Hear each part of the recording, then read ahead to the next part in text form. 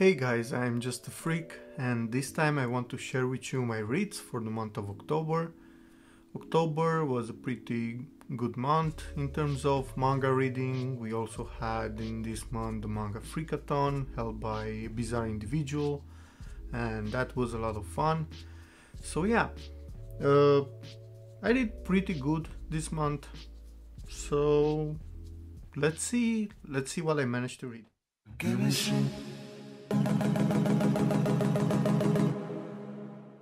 So let's start with Orange. This is the first omnibus collecting the first 3 volumes of the series.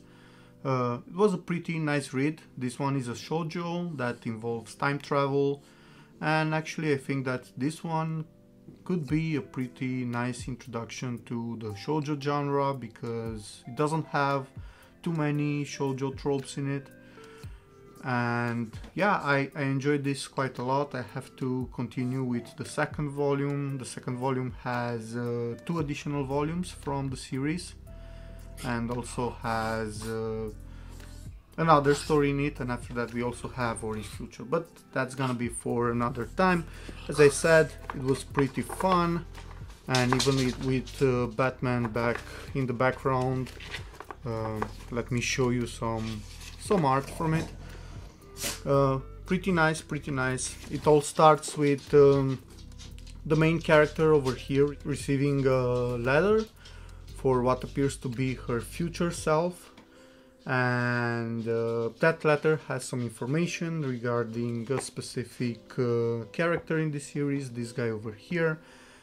She kind of knows from that letter that something's going to happen with him. She doesn't know too much, and the letter tells her to try to follow the steps there to make it a little bit better. So yeah, that was it, the first 3 volumes from Orange. Next one, I got my hands on Slam Dunk, and these 2 were the volumes that I bought to test the series, to see that I like it, to see what's all the fuss about it. I can say that I loved it. And after reading them, I read them in a sitting. I went on Book Depository and I ordered the rest of the volumes that were still in print at that point.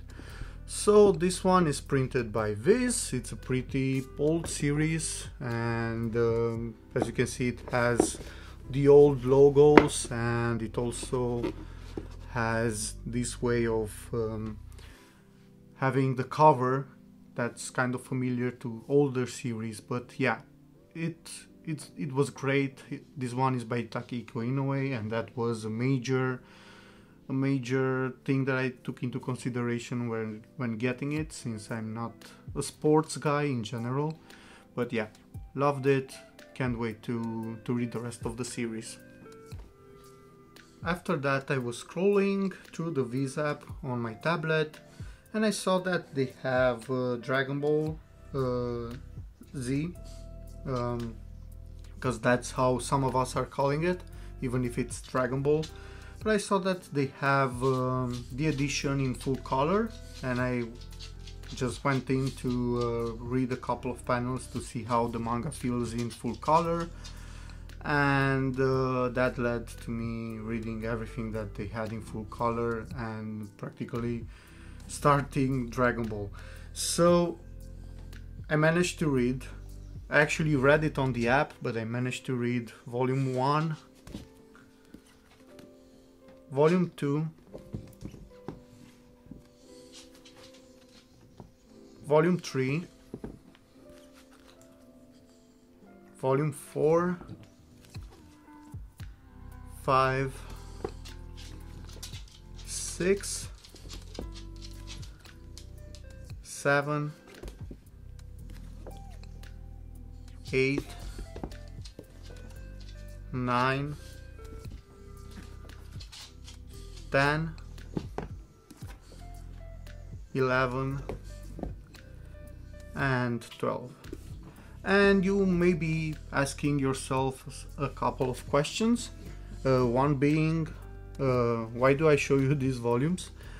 Because after I started to read them I got the Dragon Ball Z box set. So now I actually also have the physical volumes for this part of the Dragon Ball series. And yeah, I also have a video for that one on the channel. If you want to see the boxing, go take a look. But yeah, I enjoyed it so much that I went into it and I read 12 volumes.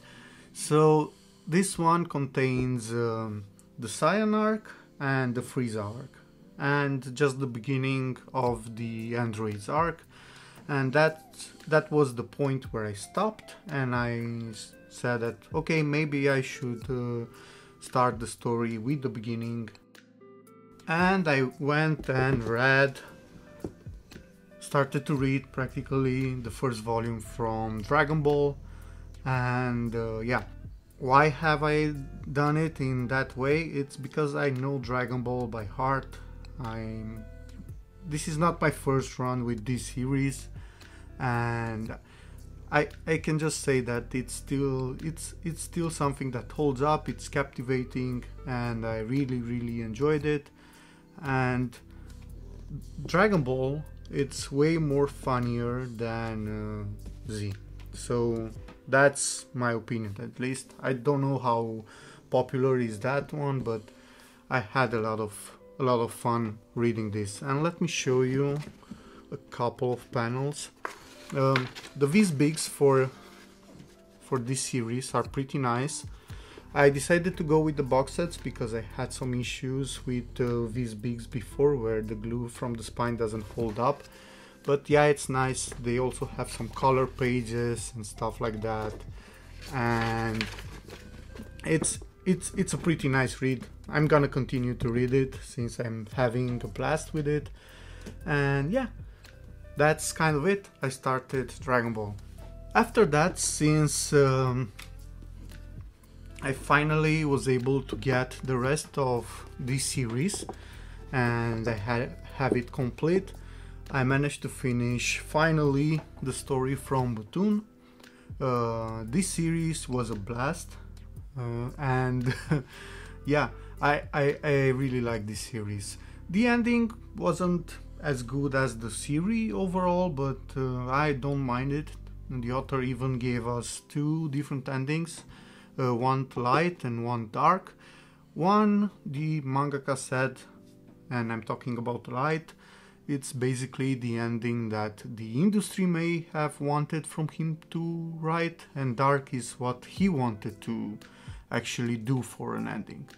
And he's also talking a little bit in these books about the struggle of being a mangaka and keeping something enjoyable for the readers, and basically having to take some decisions where you might have want to do something differently, but you're doing in the same way, in the way to actually keep your series popular and stuff like that. So yeah, that's I think it's the truth about the industry sometimes, and it's pretty nice that the publisher gave him the options to do both endings, the ones that basically the readers wanted and the one that he wanted. And to be honest, I enjoyed way more this ending, the one that he wanted, before even knowing that was the whole idea behind these two endings. So pretty strange thing for a series. I think that this is my first time, if I'm not mistaken, reading a series that has two alternative endings. It's not something that popular in the industry, but I enjoyed it. So yeah, that was the ending of Platoon. Also this month I was able to read Volume 2 from Pleasure and Corruption. This is a pretty fun series. It's about sadomasochism, perversion, being honest with yourself and other stuff like that. About submissions, about forcing, I don't know, to actually come out from the things that you are hiding from. But anyway, it's as you might have guessed, it's pretty graphic, it's pretty ecchi, but it's a fine psychological series and I enjoyed it a lot, and I can't wait to get my hands on volume 3. That's gonna take a little while until it gets in print, maybe sometimes early next year or something like that. But anyway, I recommend this series if you're okay with ecchi series, edgy series, and if you like your psychological kind of twists. And let me show you some art. So I think that this is pretty in terms with the series, but still okay for YouTube. Hopefully, fingers crossed. But anyway, Pleasure and Corruption, Volume 2. And if you're wondering why I haven't shown any art from Platoon, it's because since we were looking at the last volumes from the series, I actually don't want to spoil the series for the one of you who might want to read it. So you saw the covers, the art is pretty similar to the covers, it holds up and it's pretty great. Next, I managed to get my hands on these 2 volumes, and damn, this was a crazy funny ride. I absolutely enjoyed this series. I was laughing my ass out, and damn, this is more funnier than Prison School. It's from the same mangaka that did Prison School, but this one is quite crazy, and I had a lot of fun with it. Yeah, I can't wait to get my hands on all of this series. Probably when I have it all, I'm gonna reread it. But the basic gist of it, it's about a guy who gets involved in some funny business where he has to he practically takes a job offer from a pervert. But that pervert is kind of like a secret agent in Japan, and he takes a job offer where he has to work undercover. And by some misfortune, he ends up working undercover as a girl. So he has to act like a girl, cast dress, and all of that stuff. And you can imagine where this will go. Anyway, it's really funny, and let me show you some art. So here it is. And another panel. Hopefully I'm not yeah, so this looks pretty safe. It's kind of hard to find safe panels in this series because it's really ecchi. So yeah, if you're up to that and you enjoy some really good humor, and when I'm saying that, also, I know, making ecchi scenes in a way that they are really funny. So the mangaka is kind of making fun of sexuality in some of these series.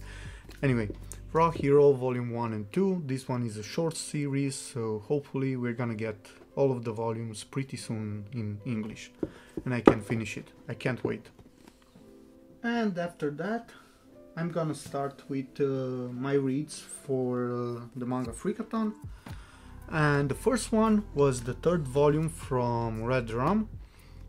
Actually, I read this volume the month before or something like that, but I was pretty dizzy when I read it, so I wasn't satisfied with the feel that I had from it. So I reread it for the Freakathon to actually get the ending as I should, and yeah, it was pretty fun. The series holds up, it's pretty nice. It's a slasher psychological series, and yeah, as I said, thriller, horror, and this one is also a manhwa. And let me see if I can find you some art that it's not so spoilery, because this is actually the last volume. So here it is. The art is pretty great. I usually kind of see great art in manhwa, at least the series that I have and have read so far. And yeah, overall it was a good read, not one of the best, but still a good read and a nice thing to have into my collection. After that, as you may have seen in my previous haul, I was able to get my hands on the last volume from Spawn, Shadows of Spawn, and now I was able to have the series complete in my collection. And with that occasion, I also said that I would read it for this Freakathon. So volume 1 to 3 of Shadows of Spawn, a good series, but nothing that will blow you away. So I don't think that this will be too appealing to someone that's not actually a fan of the Spawn universe and that knows anything about Spawn. So if you're not familiar with the Spawn universe, I actually don't recommend it, because it won't bring you too much by just reading this. It's a short story with some time skips in it, and it doesn't have too much closure at the end, since it kind of was left open to a continuation that we never got. Actually, this series is really out of print, because I think that when it came out only a couple of people actually bought it, and it's also from a publisher that I never heard before. So yeah, if you're not a fan of Spawn, I wouldn't get this series. I'm happy that I have it, because I like Spawn, and this was an extra to that universe and to those stories. So yeah, I enjoyed it, but it wasn't that great. It was good, but not great. Next one was something that I wanted to read for a long time now, and this one is The Kingdom of the Gods, and it's the manga series that I think was the inspiration for the Netflix TV series that we have, The Kingdom of Gods. And yeah, it was pretty nice, but it was short. I would have loved to have multiple volumes, a bigger series related to this, because I really like that show and I think that it would look great in the manga format. Let me show you some art. So here it is. Also this one. So yeah, as I said, the art looks pretty great. It was a fun read, and it's a kind of side story, alternative story from what I saw in the TV series. So it was pretty fun to actually get that. And yeah, I'm pretty happy that I was able to get my hands on this and read it. It was printed recently, and I had no idea when I bought it, but this series also has in it another short story called The Burning Hell that was pretty fun. So yeah, let me tell you two words about each one of them. So The Kingdom of Gods is kind of a zombie apocalypse series. Suddenly a disease strikes the country which takes place a couple of hundreds of years ago, so it's kind of historical. But yeah, because of famine and stuff like that, disease is catching some ground in the country, and there's an epidemic. And with that epidemic, everybody who dies because of it will raise up during the night and will practically try to kill you. So it's a zombie series in an age where people were wearing funny hats. And the other one, Burning Hell, that it's also contained in here. It's about an island where I think both Japanese and Koreans were bringing criminals that were really dangerous, and they would just leave them on that island. And it's about two really powerful guys, really badass guys, that one being Japanese and the other one being Korean, that were left as prisoners on that island. and the stuff that happens with them. Again, that series also was quite nice and I wished for more, and sadly that's all that we are gonna get, but anyway, pretty enjoyable read.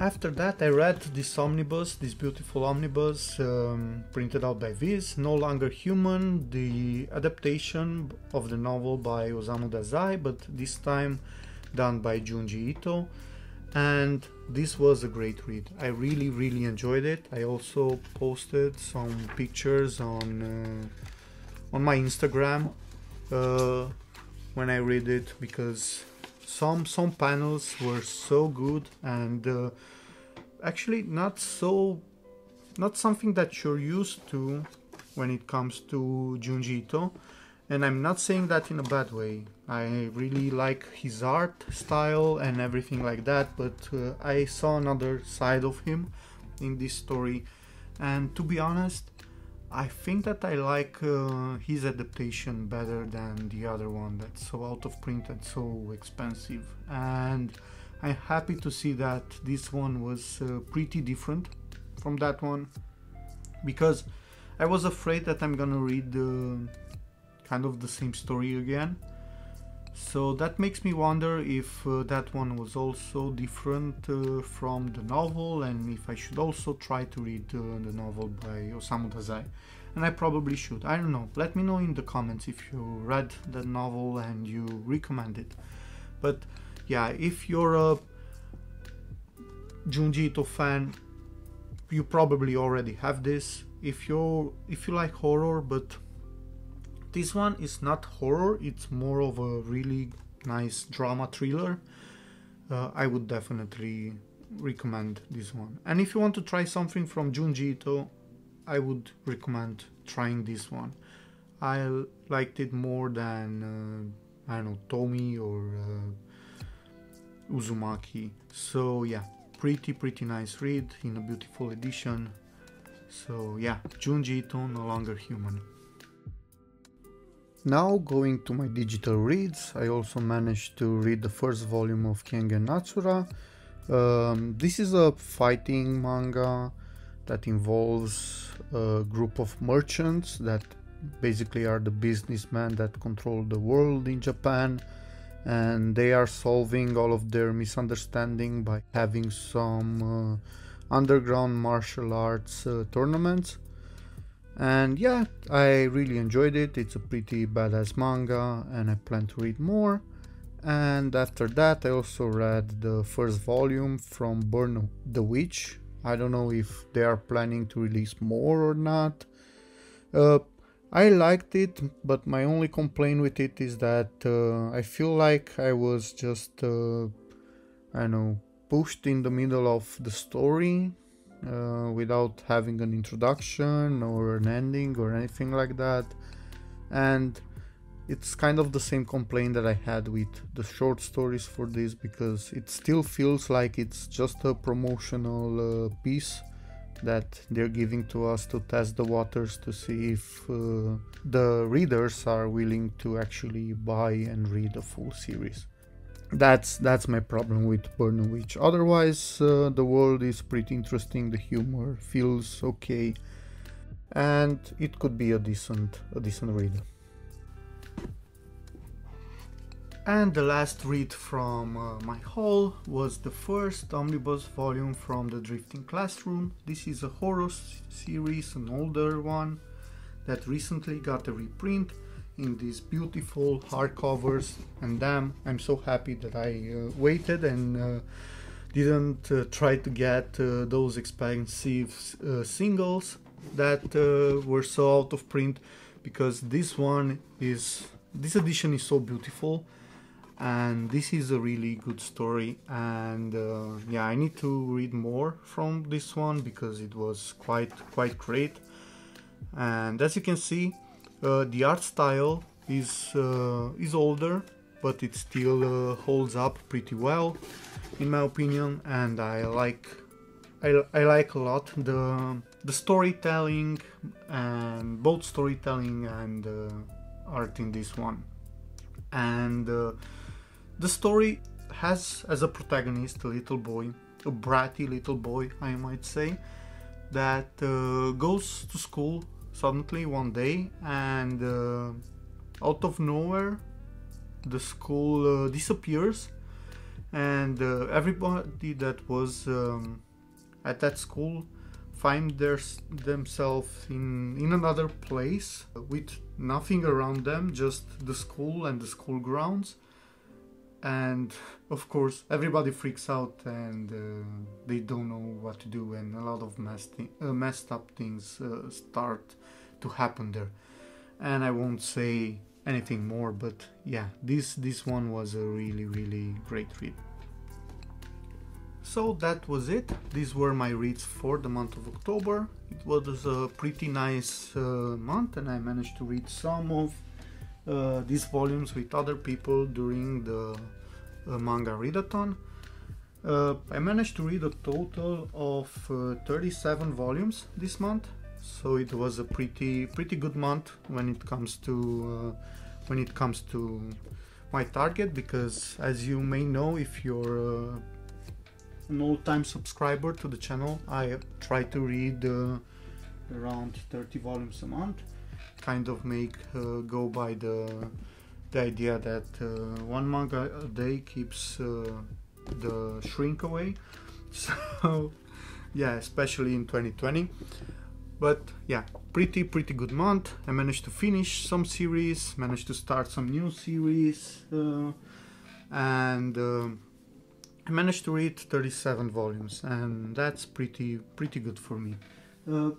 If you like the video, please leave a like, and if you want to see more videos like this, manga related, sometimes some games and other maybe funny stuff, I have a ton of those on the channel, so try to check them out. I have a set of playlists on the channel, and I also leave them in my description. That way it's gonna be a little more easier for you guys to go through them. And yeah, if you're new here and you want to stick around with me and the rest of us through this journey, please consider subscribing. And I don't know, I also have a video about my collection, 2400 volumes. It's pretty long, but also pretty great, I might say. At least I had fun making it. So yeah, let me know what you thought about all of these series in the comment section. So let me know if you read any of this, and let's keep the conversation going. And if you also want to reach out to me, I'm on Discord, I'm on AnyList, I'm on Twitter, Instagram. So yeah, ping me up there. I don't know, I put a lot of pictures with reads and stuff like that on Instagram, and I talk with my friends on Discord. So yeah, let's hang out. And I don't know, until my next video, hopefully I'll see you guys there, and until then, go read your manga. Bye bye.